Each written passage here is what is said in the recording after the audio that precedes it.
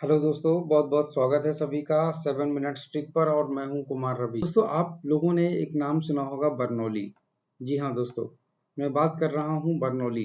Bernoulli जो थे वो एक मैथमेटिशियन थे और उन्होंने एक थ्योरम दी थी। जिसको हम लोग बोलते हैं बर्नौली की थ्योरम, बर्नौली की प्रमेय। उन्होंने द्रवों के बारे में बताया था और उन्होंने ये बोला था कि जो आइडियल लिक्विड्स होते हैं, जो आदर्श द्रव होते हैं, उनके बारे में, उनके बहाव के बारे में संबंधित एक थ्योरम दी थी। और उससे उसी पर बेस्ड है हवाई जहाज का उड़ना। कैसे समझते हैं पहली चीज को दोस्तों। अगर हम लोग बात करें तो किसी भी लिक्विड के अंदर जो प्रेशर होता है, लिक्विड के अंदर का जो प्रेशर होता है दोस्तों, तो वो कुछ इस तरीके से होता है। जैसे कि फॉर एग्जांपल मान लीजिए कि ये तुम्हारी कोई एक नदी है, ठीक है। इसमें यहाँ पर ऐसे ऐसे ऐसे ऐसे करके पानी बह रहा है, सपोज दैट। दोस्तों, एक फॉर्मूला होता है लिक्विड्स के अंदर का प्रेशर के लिए, H इंटू डी इंटू जी। H का मतलब यहाँ पर गहराई से होता है। तो इसका मतलब ये है कि जैसे जैसे गहराई आप नीचे की ओर चलते चले जाओगे, वैसे वैसे प्रेशर बढ़ता चला जाएगा। जैसे जैसे आप गहराई में चलते चले जाओगे नदी की, वैसे वैसे प्रेशर बढ़ता चला जाता है। इसका मतलब जैसे जैसे गहराई बढ़ेगी, वैसे वैसे प्रेशर बढ़ता चला जाता है। जी हाँ दोस्तों, बर्नौली ने बोला था बहता हुआ पानी और बहती हुई हवा, बहता हुआ पानी और बहती हुई हवा दोनों एक जैसा व्यवहार करते हैं। बहते हुए पानी में जहां पर पानी का दाब कम होता है, जहां पर पानी का दाब कम होता है, वहां पर पानी का वेग अधिक होता है। और जहां पर पानी का दाब ज्यादा, वहां पर पानी का वेग कम होता है।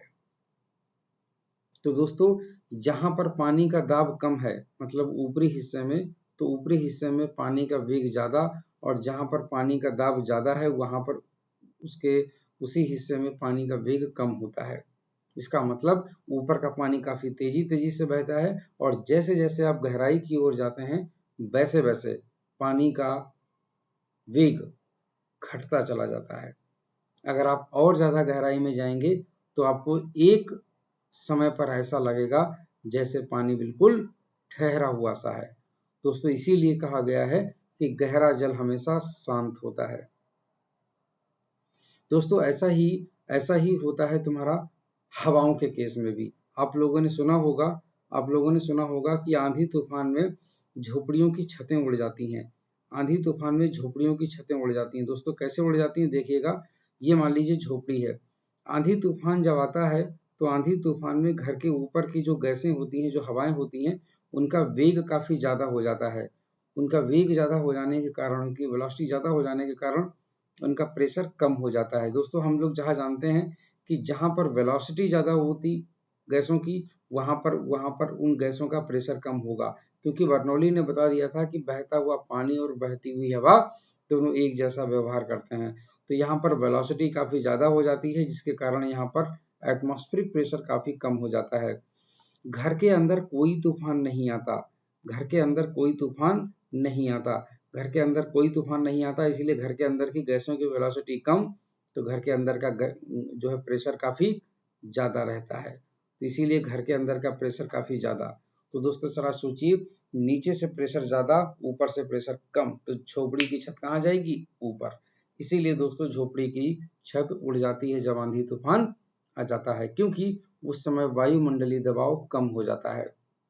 दूसरी चीज दोस्तों, आप लोगों ने दिल्ली मेट्रो में यात्रा जरूर करी होगी। अगर आपने दिल्ली में कभी आए हैं और आपने अगर दिल्ली मेट्रो में यात्रा करी है, तो आप लोगों को पता होगा कि उसमें कुछ अनाउंसमेंट होते हैं। क्या? यात्रीगण कृपया ध्यान दें, प्लेटफॉर्म पर बनी हुई पीली रेखा से पीछे खड़े हों।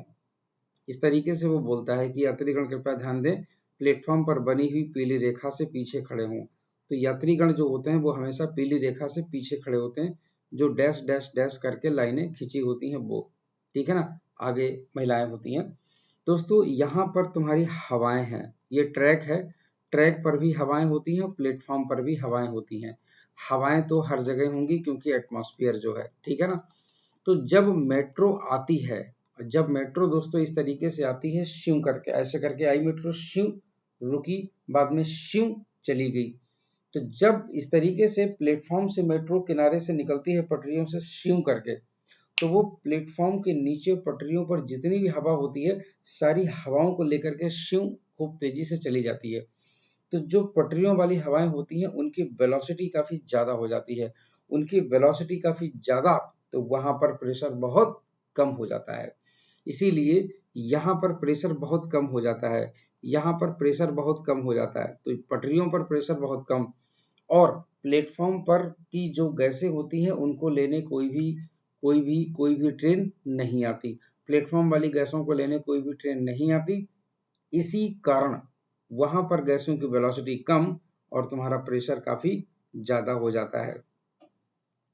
जरा सोचिए, यात्री जो खड़ा हुआ है उसकी पीठ पर प्रेशर ज्यादा पड़ेगा और पटरी से आने वाला प्रेशर कम, इसीलिए यात्री पटरियों की ओर झुक जाता है, ना गिर जाए पटरियों पे, इसीलिए बोला जाता है कि थोड़ा सा पीछे खड़े हो। जरा सोचिए कि अगर हम लोग पटरियों के किनारे किनारे अगर पेड़ लगा दें तो आपको नहीं लगता कि पेड़ हमेशा ऐसे करके पटरियों की ओर झुक जाएंगे? वो इसलिए पटरियों की ओर झुक जाएंगे क्योंकि पटरियों पर गाड़ियों का आवागमन बना रहेगा, इसलिए यही कारण है कि जीटी रोड के किनारे लगे हुए पेड़ हमेशा रोड की ओर हल्के से झुके होते हैं। दूसरी चीज, हवाई जहाज के बारे में मैं आपको बताऊं कि उसके जो पंख होते हैं वो कुछ इस तरीके से बने होते हैं।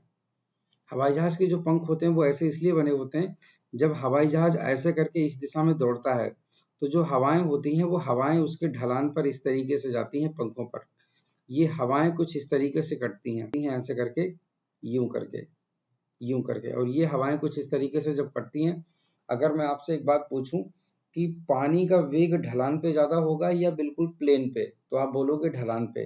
तो जहां पर पानी का ढलान ज्यादा है, मतलब जैसे ये हमने कह दिया पॉइंट नंबर 2 है, पॉइंट नंबर 2 पर ढलान ज्यादा है, पॉइंट नंबर 1 पर ढलान बिल्कुल कम है, तो ढलान पर पानी का वेग ज्यादा होगा, इसका मतलब हवाओं का वेग भी यहाँ पर ज्यादा होगा, तो यहाँ पर इसीलिए इनका प्रेशर जो होगा वो तुम्हारा लो हो जाएगा, यहाँ पर प्रेशर लो हो जाएगा, लो प्रेशर क्रिएट होगा, और यहाँ पर जो होगा हवाएं तेजी से नहीं बल्कि रिलेटिवली स्लो स्पीड से निकलेगी, इसलिए यहाँ पर तुम्हारा जो प्रेशर होगा वो काफी ज्यादा होगा, यहाँ पर प्रेशर काफी ज्यादा होगा, इसीलिए प्रेशर डिफरेंस क्रिएट हो जाता है, ऊपर तुम्हारा लो प्रेशर नीचे हाई प्रेशर, और ऐसे करके हवाई जहाज अपने आप उठ जाता है।